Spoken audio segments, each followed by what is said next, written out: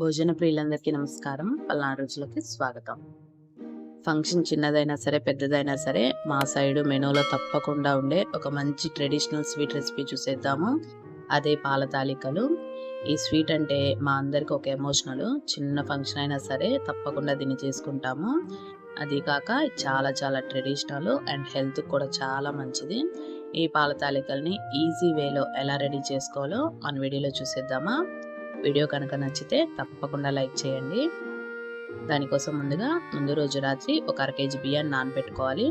తర్వాత రోజు బియ్యాన్ని ఇలా చిల్లులు గిన్నెలో వేసుకొని నీరంతా ఒడిచిన తర్వాత ఒక మిక్సీ జార్లో వేసుకొని మెత్తగా పొడి చేసుకోవాలి. ఇలా వచ్చిన పిండిని ఒక జల్లెల్లో వేసుకొని జల్లించేసుకోవాలి.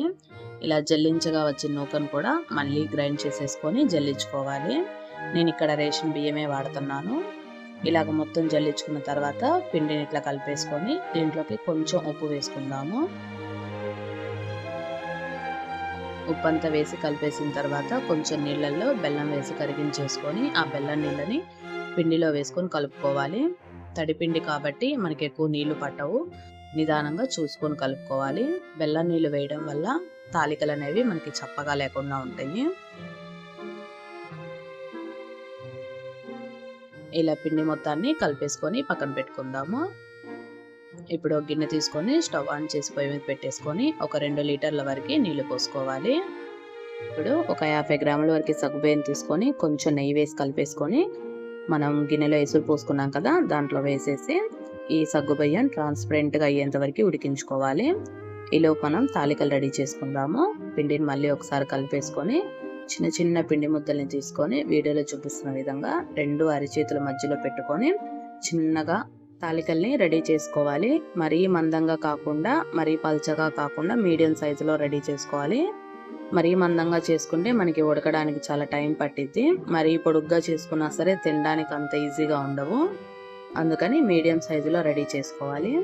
నేను ఇక్కడ మొత్తం చేత్తోనే రెడీ చేయట్లేదు. సగం చేత్తో చేస్తున్నాను, సగం మూకిడితో చేస్తున్నాను.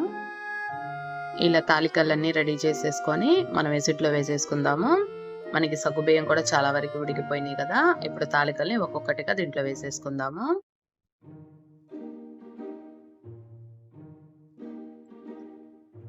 మీరు రేషన్ బియ్యంతో చేస్తేనే తాలికలు అనేవి విరక్కుండా వస్తాయి పర్ఫెక్ట్గా.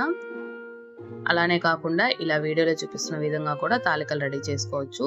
సగం చేతితో సగం మూకిడితో చేస్తున్నా అని చెప్పే కదా, ఇప్పుడు మూకిడితో చేసుకుందాము. ఇలా పాల తాలికలు చేసే మూకిడి ఉంటుంది చాలా మంది దగ్గర. అది పెట్టేసుకొని పిండి ముద్దని ఈ మూకిట్లో వేసుకొని కేవలం వేళ్లతోనే వీడియోలో చూపిస్తున్న విధంగా ముందుకి అనుకుంటా పిండిని మళ్ళీ వెనక్కి తెచ్చుకుంటా ఈ తాలికల్ని ఒత్తుకోవాలి. ఈ తాలికలు ఒత్తేటప్పుడు సిమ్లో అస్సలు పెట్టకూడదు మంటని. మనం వేసిన తాలికలన్నీ ఒకే చోట ఉండిపోయి అతుక్కుపోతాయి. కొత్తగా మనకు కొంచెం పిండి ఉంటుంది కదా, ఆ పిండిని పక్కన పెట్టేసుకుందాము. ఇప్పుడు ఈ తాలికల్ని బాగా ఉడకనివ్వాలి. కనీసం ఒక 20 నిమిషాలైనా ఉడికించుకోవాలి.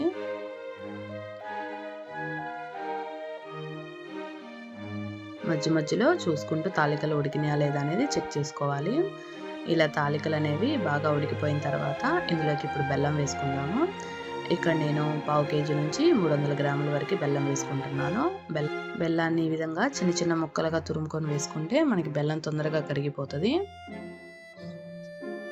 సుమారు 10 నుంచి 15 నిమిషాలకి మనకి బెల్లం అనేది పూర్తిగా కరిగిపోతుంది.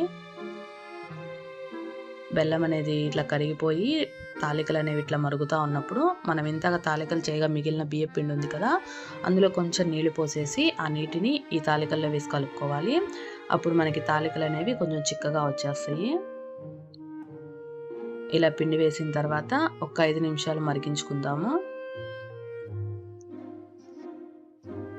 ఇందులోకి కొంచెం యాలకులు కూడా వేసేసుకుందాము దంచుకొని.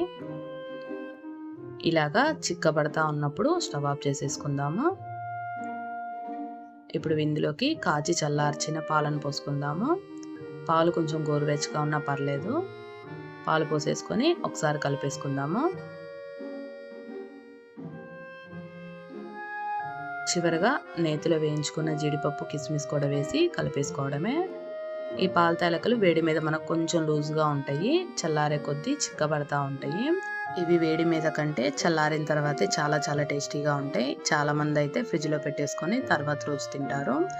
సుమారు 2 రోజుల వరకు ఫ్రిడ్జ్లో పెట్టుకుంటే నిల్వ ఉంటాయి. అంతే అండి, మన ట్రెడిషనల్ స్వీట్ అయిన పాల తాలికలు రెడీ అయిపోయినాయి. మీరందరూ తప్పకుండా ఒకసారి ట్రై చేసి ఎలా వచ్చిందో కామెంట్లో చెప్పండి. Thanks for watching. కుదిరితే సబ్స్క్రైబ్ చేసుకోండి.